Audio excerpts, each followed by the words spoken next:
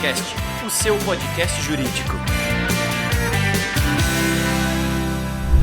Olá, entusiastas da inteligência jurídica, sejam todos bem-vindos a mais um episódio do Juriscast, o seu podcast jurídico. Muito obrigado, e advogadas, advogados, pela sua presença em mais um episódio. É muito bom estar aqui com você.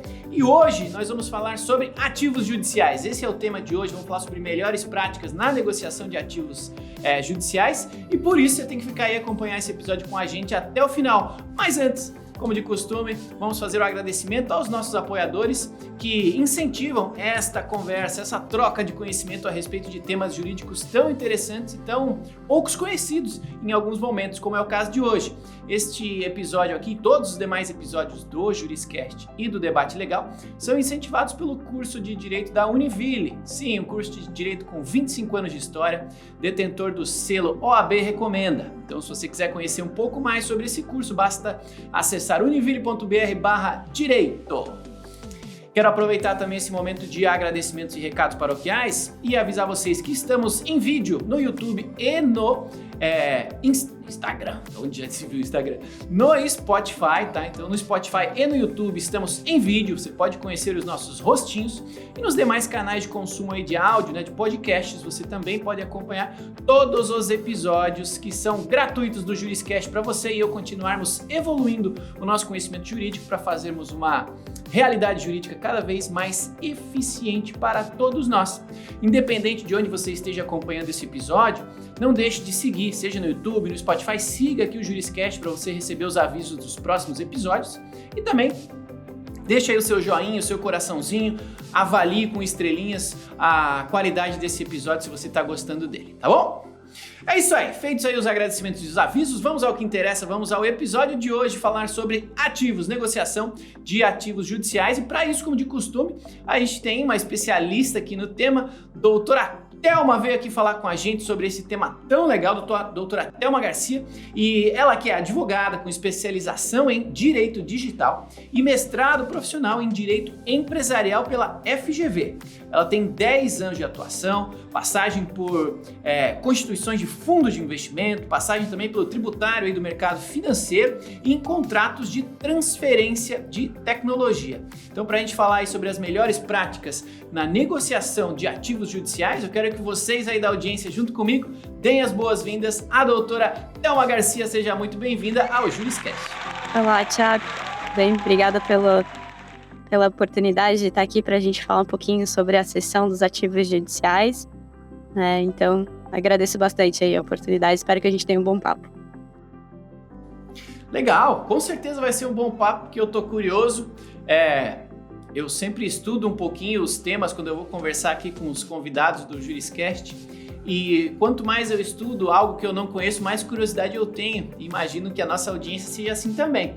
E normalmente eu já começo pedindo um pouco de contexto para o entrevistado que está aqui, porque a nossa audiência ela é jurídica, mas ela é de atuação variada, né? Temos advogados de empresas, de escritório, estudantes de direito, bacharéis e provavelmente nem todas as pessoas entendem, né, do que se trata a negociação de ativos judiciais, a cessão de ativos judiciais. Então, para isso, eu gostaria, para que a gente alinhe esse conhecimento antes de aprofundá-lo, eu gostaria que você falasse um pouquinho sobre do que se trata, né? O que é, o que não é esse tema e por que é tão legal a gente estar falando sobre ele agora. Perfeito, claro. Em termos gerais, né, a venda de ativos judiciais é a cessão de créditos decorrentes de processos judiciais. Então, eles são cedidos de empresas, né, partes autoras ou pessoas físicas, para fundos de investimentos ou empresas que querem fazer um investimento específico, né, decorrente da sua carteira de investimentos. Então, hoje, a gente tem um poder judiciário que é um dos maiores do mundo. Então, a gente tem uma gama muito grande de processos judiciais e uma grande parte desses processos, eles geram créditos, né? Créditos judiciais que não são líquidos, então a gente não tem uma liquidez para transferir esse crédito a qualquer momento, a qualquer hora, né? Então, eles são... a gente tem também, além de ter a maior quantidade de processos judiciais, né, de todos os poderes judiciários, mais ou menos, a gente tem uma das justiças mais demoradas do mundo e uma das mais caras também. Então, manter um processo judicial ativo também é é custoso e é um judiciário que muitas vezes ele é ineficiente. Então, você já entra no judiciário porque você teve uma lesão, você demora para receber e acaba sendo lesado de novo pela demora, por todo o custo que você tem para ter só um direito seu, né? Receber um direito seu que foi lesionado. Então, no contexto ali de fundos de investimentos, né, o que acontece? Os fundos de investimentos são compostos por investidores profissionais que são acostumados a pegar diversificar a sua carteira de investimentos e eles veem vantagem, né, numa diversificação, numa certeza, como se fosse uma garantia de recebimento de crédito, um investimento de baixo risco em processos judiciais. Então, diferente do advogado, que o métier dele é tocar o processo, o investidor, né, o advogado tem um métier no seu próprio escritório, né? Então, o escritório dele é que provém a renda dele, né? Então, o fundo de investimento, ele tem um métier que é botar o dinheiro e receber o retorno do seu investimento ao longo do tempo. Então, são duas expectativas que se alinham. O advogado, por constituir um crédito judicial, né? Então, ele tem todo aquele métier para conseguir declarar um crédito judicial. E o fundo de investimento, ele tem ali o seu tempo de retorno. Então, quando as duas oportunidades elas se casam, né, você tem uma boa negociação, tanto para um advogado quanto para um fundo de investimento. Então, é a possibilidade da gente pegar uma parte que teve uma lesão, né, de algum direito, tem um crédito a receber, e aí vender ela para um fundo de investimento, dando liquidez a esse crédito no momento da negociação. Então, ela vai receber, e aí toda a parte burocrática de acompanhar o processo, esperar anos, ela passa isso para o fundo de investimento, que vai ter o retorno lá na frente. Então, dinheiro para ele hoje, né, é mais barato para ele pagar hoje e receber lá no futuro. E para a parte é muito mais vantajoso para ela receber agora e dar o retorno lá, e dar o andamento nos sonhos dela, né? Entendi. Legal. Então, a gente está falando aqui, né, de repassar um processo e quem está passando esse processo, essa carteira de processos, consegue, né, rentabilizá-los no momento, e quem vai tratá-los, né, e receber lá na frente, logicamente vai receber um pouquinho mais por isso. Entendi a lógica. Vou fazer uma pergunta capciosa aqui, porque recentemente a gente estava falando, né, por conta do marketing jurídico, algumas law techs, legal techs foram acionadas pela OAB por conta de mercantilização, né? A OAB tem uma preocupação em defender os advogados ou defender o mercado jurídico como um todo. Então, a minha pergunta aqui poxa, você falou aí de fundos, né, que compram esses ativos. Qualquer um pode comprar, tem que ter algum fundo específico, tem que ter algum tipo de especialização, algum tipo de regulamentação específica, algum tipo de permissão específica, sim ou não? E do lado da OAB também tem algum tipo de regulamentação, algum tipo de melhor prática que os advogados aqui que estão nos ouvindo devam conhecer, ou é algo assim, que é tranquilo, é de mercado, é possível fazer sem nenhum tipo de problema ou embaraço por conta de entidade reguladora e OAB no caso?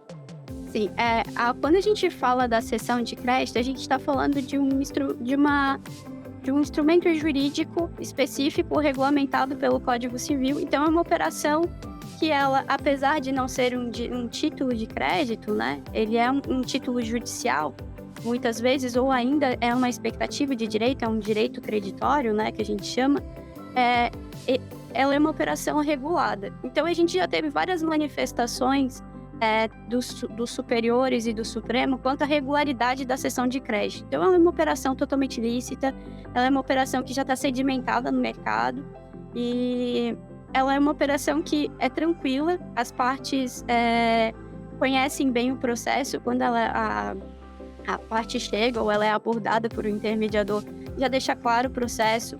Os fundos que compram, eles são registrados na CVM, então antes da parte negociar, ela pode conferir os registros na CVM, porque principalmente aqui na Direcionativos, a gente trabalha bastante com fundos de investimentos de direitos creditórios não padronizados. Então, essa é uma atividade que a captação dos investidores profissionais aberta, né, ao mercado, investidores profissionais, né, que já têm mais de 10 milhões investidos em bolsa, ela é uma operação que decorre de registro na CVM. Então, é uma atividade regulamentada pela CVM, mas empresas também podem fazer a cessão de crédito, desde que, enfim, tenham a disponibilidade de dinheiro.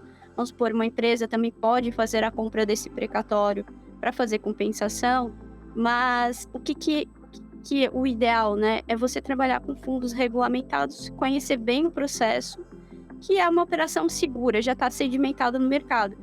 Recentemente, em 2021, a gente já viu bastante dúvida, né, aqui na nossa atuação sobre a cessão de créditos trabalhistas. Então, quando a gente fala de cessão de créditos judiciais, a gente não necessariamente está falando exclusivamente de precatórios, né, que é o mais conhecido no mercado. Então, quando a gente conversa, você compra precatório? Sim, a gente compra precatório, esse é o mais sedimentado de todos.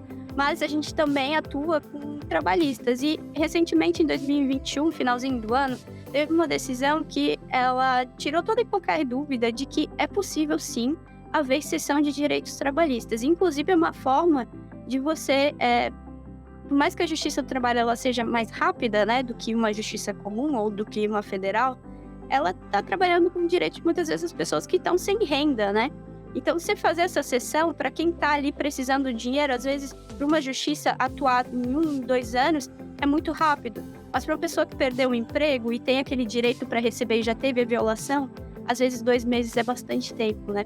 Então, a própria Justiça do Trabalho já regulamentou e já entendeu que é válida, né, a cessão de direitos creditórios na esfera trabalhista também. Então, é uma atividade que ela pode ser regulamentada quando a gente está falando de fundos de investimentos, FDICs, NPs, mas ela também pode acontecer por empresas, né? Desde que, utilizando aí um instrumento de cessão de direitos creditórios, né, com antecipação de crédito, e aí por uma atividade, um processo regulamentado com empresas que estejam ativas, né, e com as suas boas práticas, sites, comunicação, tudo funcionando perfeito. Legal. Vou colocar aqui agora o chapéu da audiência novamente. Imagino que existam aqui na audiência escritórios de advocacia ouvindo e pensando, eu tenho aqui uma carteira no meu escritório, será que tem negócio para mim nesse negócio aí de cessão, né, de ativos judiciais? E com certeza tem outro grupo de ouvintes que está pensando, legal, gostei, eu tenho dinheiro, será que eu posso, né, comprar, será que eu posso, né, fazer negócio com isso, com esse tipo de cessão, né, compra dessa cessão? Então, para você que trabalha exclusivamente com isso, né, que tem uma atuação já consolidada e com muita experiência na área, eu gostaria que você esclarecesse para a gente, para a audiência, a quem interessa comprar, né, esse tipo de ativo, esses volumes de ativos, essas carteiras de ativos judiciais, e a quem interessa vender. Quais são as características que normalmente você encontra nas pessoas que estão querendo comprar e vender esse tipo de ativo, para que quem está lá ouvindo se veja nesse negócio. Opa, posso vender, posso fazer um dinheirinho rápido, ou não, posso comprar, posso fazer parte desse negócio. Como é que se caracteriza aí as características de quem compraria e venderia esses títulos, essa seção aí de ativos judiciais? Perfeito. Eu vou trabalhar primeiro então aqui com quem compra, né? Quem compraria os ativos judiciais geralmente são investidores ou que veem uma possibilidade de diversificação de carteira, né, em ativos judiciais, né, e que eles trabalham, que estão acostumados ou que essa não provém a principal renda deles, né? Eles já têm os seus negócios principais, então eles colocam dinheiro ao longo do tempo, sabendo que não vão precisar desse dinheiro no prazo médio e longo prazo, né? Que seria de 2 a 5 anos, mais ou menos. Ou 10 anos, se a gente estiver falando de algum precatório. Então, isso é interessante para quem quer diversificar a carteira, já estou tranquilo. Ou então, sou um investidor profissional, já invisto em bolsa, já invisto em FDICs. Então, ele investe num FDIC e aí o FDIC vai fazer toda essa gestão de ativos, né, judiciais. Né? Para ele é interessante por quê?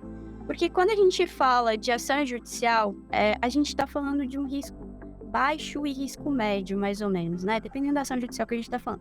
Mas, via de regra, para o investidor, é atrativo algumas ações cíveis e indenizatórias que já tenham decisões consolidadas no mercado.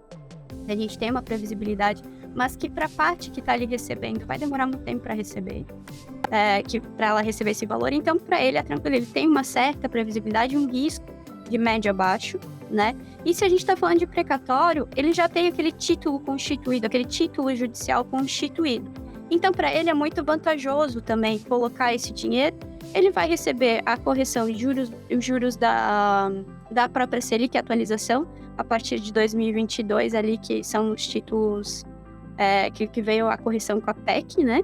Então, ele vai ter um retorno seguro, então baixíssimo risco, o investimento em precatório.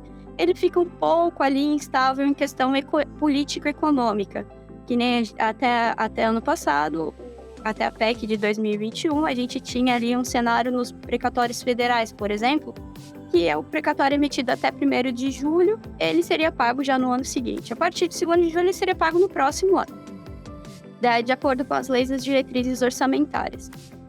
Ele fica dependente do cenário político-econômico, por quê? Com a pandemia, guerra, o cenário externo, né, acabou ocasionando a PEC. E aí a PEC trouxe um limite de pagamento, e aí a possibilidade desse fracionamento de em torno de 10 anos, no que exceder, né, os valores ali determinados pela LOA, né? Então, para ele, é muito mais... Ele sabe que ele vai receber, ele vai continuar recebendo juros por isso, né, dentro da Selic, né, que daí a gente já tem uma manifestação ali do STF dizendo que Selic e juros, ela já comporta um pouco da taxa de juros, né? Então, ela vai corrigir pela Selic.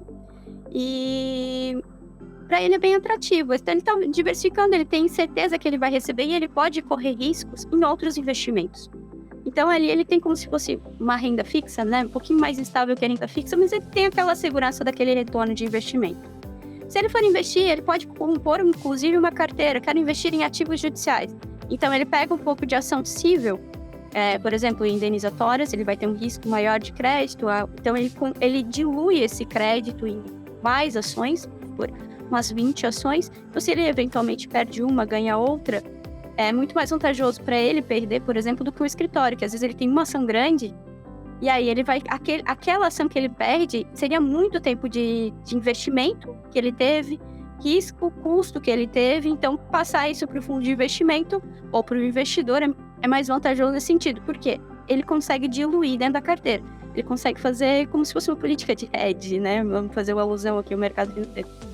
Então, ele consegue mesclar precatório, dando segurança, ele consegue colocar ação civil, o que torna o investimento atrativo, né, pela sua composição. Então isso para fundos de investimento. Empresas também podem fazer a compra, vamos supor, se você tem um débito com o Estado, você também pode comprar um precatório. Existem regras, né, em questão de quantidade de principal e juros, que devem estar mais ou menos na mesma proporção para compensação, mas você também pode comprar um precatório de uma pessoa, um crédito alimentar de um pensionista do INSS que teve uma dificuldade salarial muito grande, e para ele vai fazer muito sentido vender porque ele está precisando, está com dívida, ou ele quer realizar um sonho, ou ele já está com uma idade mais avançada. Se for um precatório do Estado de São Paulo, hoje o Estado de São Paulo, eu acredito que ele está pagando o ano de 2007, 2008. Então a gente está falando de muito tempo de atraso. A pessoa que teve 5 anos, mais ou menos, de um processo judicial para saber que tinha direito, ou para ter reconhecido um direito de uma diferença salarial, ela ainda vai, depois de feito o precatório, decidiu, liquidou os valores, protocolou o precatório, e no Estado de São Paulo ele está pagando em torno de 2008 ainda. Então, de 2008 para cá, quase ninguém recebeu. Então, é muito vantajoso para ele vender, porque ele tem, sei lá, uns 12 a 15 anos aí para receber esses valores, né? E constantemente é postergado, né? Então vale muito a pena. E aí, vendo sobre a ótica aí do advogado e da parte, então, se o escritório ele tem uma ação, vamos supor, um precatório do Estado de São Paulo, que vai levar 12 anos para receber já, depois de protocolado, ele teve ainda todo o custo para manter aquele processo até o recebimento, até a constituição daquele direito, né? Então, para ele é muito vantajoso, porque ele vai ter que manter sistema, ele tem que manter equipe para cuidar daquele processo, porque eventualmente pode ter uma decisão. Então, ele tem que manter constantemente daquele processo, ele vai ter que pagar alertas de estimações, e o quanto que ele poderia estar otimizando essa equipe. Então, por mais que ele venda, ao final, quando ele receber esses honorários, talvez o lucro que ele teve do recebimento já tenha sido consumido por um custo invisível muito grande ao longo dos anos. né? Gestão de escritório, aluguel, secretária, estagiário, advogado. Então, tudo isso vai gerando um custo, né? Que é um custo invisível, né? Quando a gente recebe. Mas que ele gerou e ele poderia ter antecipado esses valores, ter antecipado uns 12 anos ali do seu precatório. E ele pode investir, otimizar essa equipe que está ali só fazendo a manutenção do sistema, porque está captando novos clientes e tirando que, por exemplo, quando demora muito tempo a pagar, o cliente, pro advogado, ele já começa a ligar. Poxa, mas meu vizinho já recebeu o meu precatório. Meu amigo, aqui ele já recebeu, por que eu não estou recebendo? Disseram que tem advogado que está recebendo no lugar do seu cliente. Então, assim, isso... Toda a parte, o advogado, ele não pode fazer o marketing dele, né, como uma empresa, uma startup, né? Então, esse tem os limites éticos da OAB. Então, ele trabalha muito com a credibilidade dele. Então, o cliente, para ele, é atrativo enquanto o cliente está ganhando. Então, ele ganhou, ali ele está no ápice da atuação dele. Ele ganhou o direito, poxa, esse advogado é muito bom, ele ganhou meu direito. A partir dali, pro advogado, ele começa...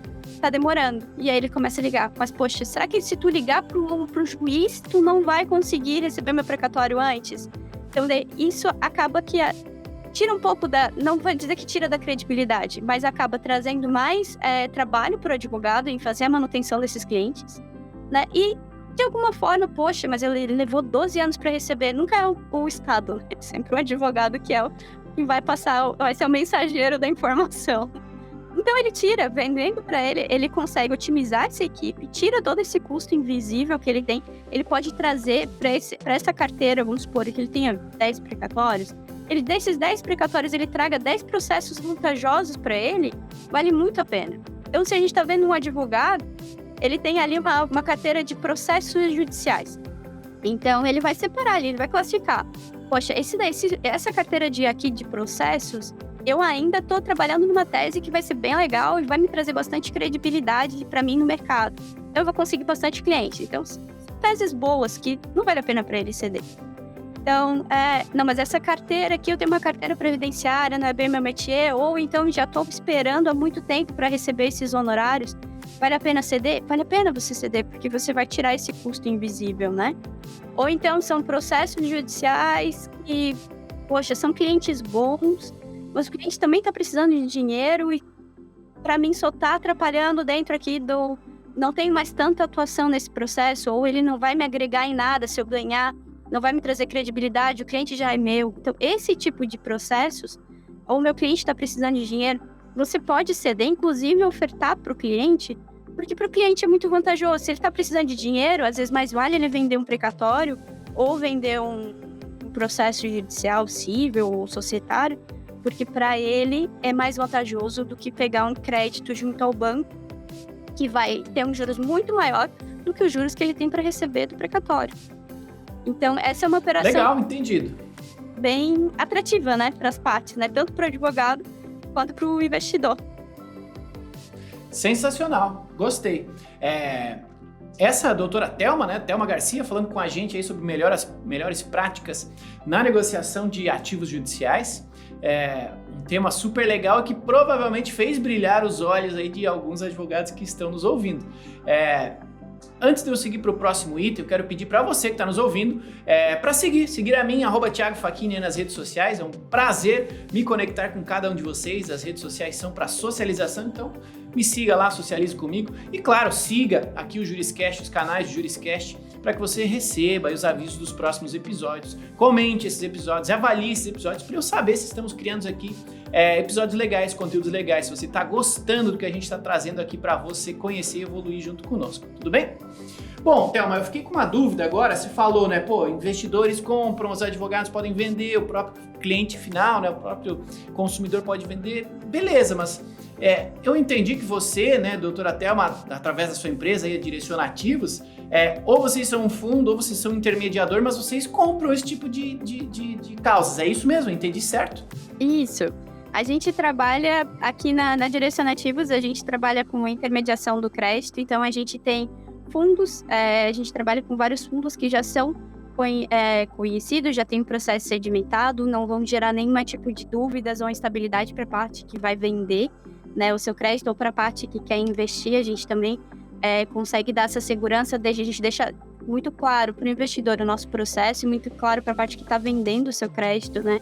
Como é que eles funcionam, os nossos fundos hoje que a gente trabalha são regulamentados, possuem esteiras ativas, todos eles com a CVM certinha, tudo regulamentado, ativo e funcionando, assim. Então, a gente tem um processo muito claro. Quando a gente compra, a gente já entra em contato, a gente já diz todas as etapas do processo, em quanto tempo que a parte vai receber. Então, é um processo bem claro e tranquilo aqui dentro da empresa. Então, a gente trabalha hoje, né, dentro da direção ativos, com ações cíveis, né, ações que tenham algum valor crédito judicial a receber que seja disponível, né, e ações trabalhistas e precatórios, né, e precatórios no contexto geral, que esse é o que o mercado mais está acostumado, né, a vender. Legal. Você até adiantou outras perguntas, outras dúvidas que eu tenho aqui, porque eu tô me imaginando, né? Pô, eu já tô me vendo aqui, pô, posso ganhar o dinheirinho junto com a direção ativa, sim ou não, Bem, acelerar um recebimento, né? Já tô pensando. Mas, né, novamente, me colocando aqui no papel da audiência. Então, com certeza, a audiência se colocando nessa posição de imaginar, deve estar se perguntando duas coisas. Uma você já meio que adiantou, né? Que é, poxa, quem que eu busco, né? Que características um parceiro confiável precisa ter? Em quem que eu posso confiar? Porque não é assim, vou vender para qualquer um, né? Que garantia eu vou ter que vai dar tudo certo, que o meu cliente lá na ponta vai ser atendido, que eu não vou ter nenhum problema, nenhum dilema ético com o meu cliente, né? Então, queria lhe perguntar primeiro, com relação a isso, assim, que características olhar quando você for pensar em vender sua carteira, for pensar em repassar, né, esses ativos que você tem à sua disposição, o que você considera relevante que essa pessoa avalie antes de fazer esse repasse, se teria ou não, ou qual é a melhor forma de tratar eventuais dilemas éticos. E um pouquinho você falou também sobre quais tipos de ativos que você, direciona ativos, tem interesse, né? Até para filtrar a galera que está nos ouvindo, para eles já se verem, pô,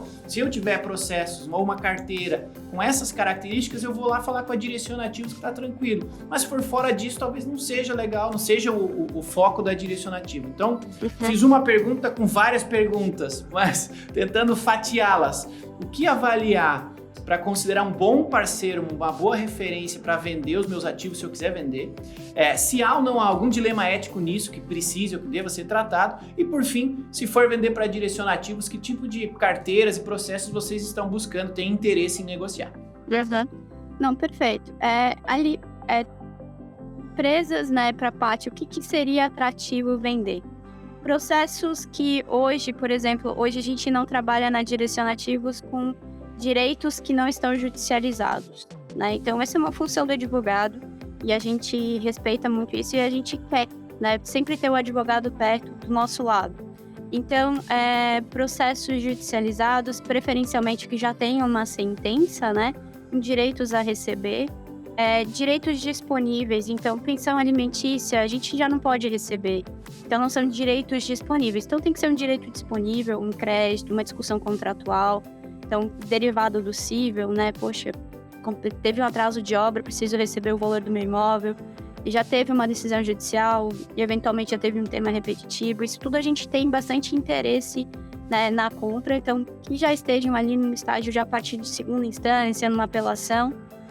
Processos trabalhistas também que tenham rescisão, valores, indenizações também, danos morais a gente também pega. Né, desde que também já estejam ali com uma decisão em recurso ordinário, e tributários. E aí o tributário a gente vai pegar sempre um pouquinho mais no estágio avançado, porque sempre existe uma constitucionalidade envolvida, né, que inclusive ela é muito vantajosa para o advogado constituir a sua credibilidade, né, até ele ter essa decisão final, especialmente dos tributários, né. Então, dos tributários a gente compra ali, mas já quando já está próximo ali da liquidação, já tem um valor em controvérsia, a gente já consegue tramitar processos previdenciários, né? Que tem contra o INSS, contra alguns fundos de previdência privado, contra empresas públicas, a gente também faz esse tipo de negociação. E teses consolidadas que estão ali só aguardando o pagamento, a gente também trabalha bastante nisso. Então, quando a gente vai ver, tendo essas características desses processos, é bem interessante, principalmente se você tem um processo, é viável também, a gente negocia, a gente analisa, e se você tem uma carteira também, você pode chegar, apresentar a carteira pra gente, a gente faz uma boa proposta, a gente também pode eventualmente, a gente pode te ajudar a investir esse dinheiro dentro do seu próprio escritório, pode te ajudar a levantar alguns KPIs, alguns indicadores, daí, tipo, um ROI por aí dos processos que você tem ativo, para você saber em que tipo de processo, beleza, eu recebi esse dinheiro, onde é que eu vou investir ele dentro do meu escritório, né? Qual que é o custo desse novo processo que eu vou investir, que eu vou captar, qual que é o custo dele dentro da minha operação. Então, os cálculos aí de ROI, margem de lucro líquida, margem de lucro bruta. Então, isso tudo a gente consegue junto, quando a gente tem uma carteira de processo que a gente está adquirindo, a gente também tem essa preocupação em saber onde que ele vai investir esse dinheiro também para trazer muito mais retorno para ele, porque quanto mais retorno o escritório tiver, para a gente também é vantajoso, porque a negociação ela tem que ser boa para os dois lados, né? Então, trabalhando ali com sempre, né? Então, quando a gente tem um processo, a gente vai fazer a sessão, principalmente com o advogado, né? Empresa é sólida, tá ativa, tem registro CVM, chegou o contrato, né? O que é importante a gente analisar nesses contratos de cessão? É que eles tenham o principal condicionante, né? Que é a validade do contrato está condicionada ao pagamento. Então, você nunca vai passar um contrato de cessão para receber o valor em 2, 3 dias depois. Não, ele está condicionado ao pagamento. Se não tiver pagamento, ele não é válido. E aí depois, né, assinou o documento, fez ali as certificações, autenticidade, conhecimento de firma, ou então isso via digital, aí a gente efetua o pagamento ali em 2, 3 dias úteis e o advogado já está com dinheiro disponível para ele fazer a aquisição. Então, isso é bem importante também dentro do trâmite, né? O que é importante dentro do trâmite da sessão? Principalmente esse pagamento está condicionado. Então, ele pode mandar esse contrato, aguardar 2 dias, que é uma operação extremamente segura, né? E com fundos que estão ativos na CVM, que possuem, né, várias, tipo, as gestoras, né, que já estão ativas, que possuem vários fundos nesse sentido e nesse contexto. Então... Maravilha. Era isso. Legal. Agora, indo para o final da nossa conversa aqui, mas novamente eu fiquei com outra curiosidade, pensando como advogado, qual é a dúvida que o advogado vai ter, né? Poxa, invisto mais tempo e dinheiro, né, numa causa para ganhar um pouquinho mais lá na frente, ou, né, repasso essa causa aqui, consigo rentabilizá-la mais rapidamente, talvez não na mesma proporção, mas mais rapidamente.